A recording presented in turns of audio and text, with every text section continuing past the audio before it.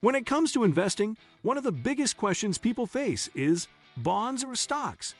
Both are key building blocks of a successful portfolio, but they serve very different purposes. Bonds offer stability and steady income, while stocks bring the potential for higher returns, along with more risk. But how do you decide which is better for you?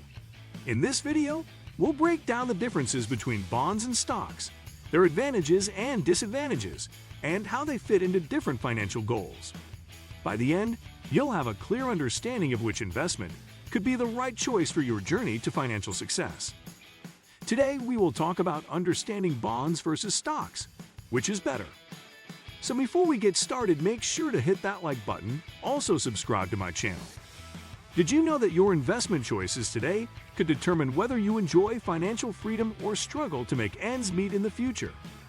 Stocks and bonds are two of the most popular investment vehicles, yet most people don't fully understand how they work or which one is right for them.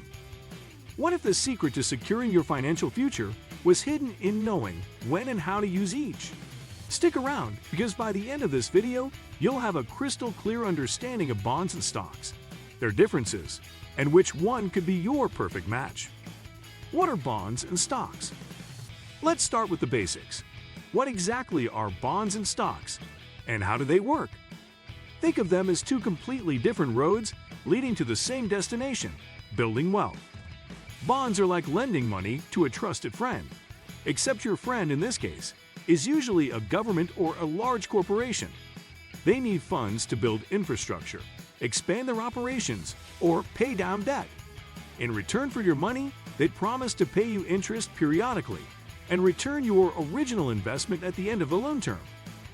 Bonds are often seen as the safe zone of investing, offering a predictable income stream without too much risk. Stocks, on the other hand, give you a piece of the action.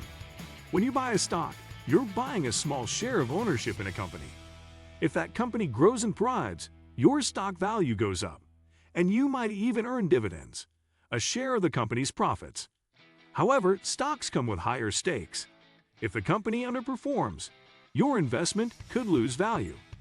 At first glance, bonds might seem like the safer bet, while stocks look like the more exciting option. But let's dig deeper to understand how they truly compare. Bonds versus stocks, the key differences.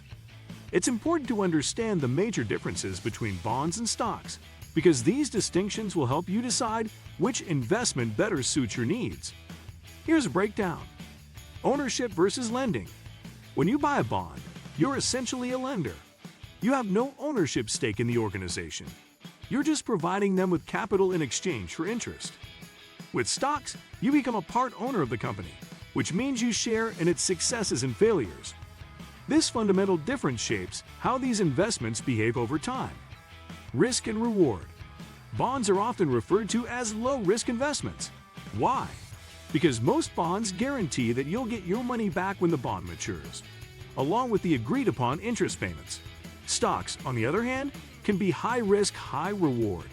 Their value can fluctuate wildly depending on market conditions, company performance, and even broader economic trends. Predictable versus variable returns.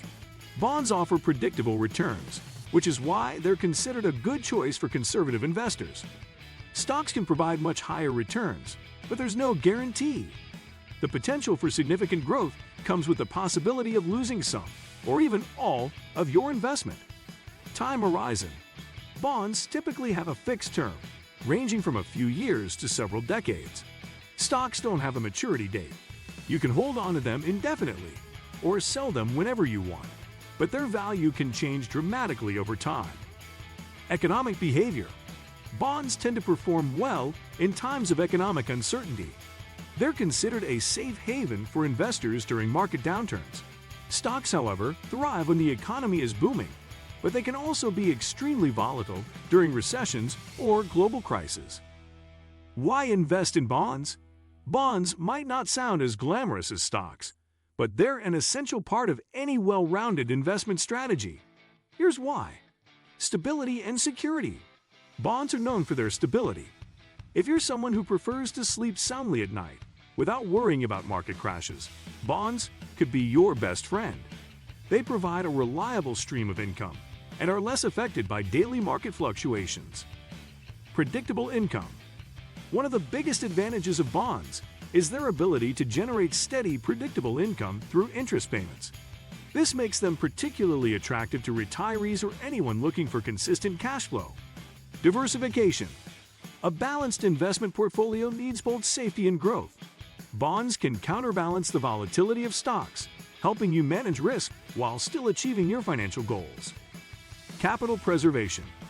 If you're nearing retirement or saving for a major life event, preserving your capital becomes a priority.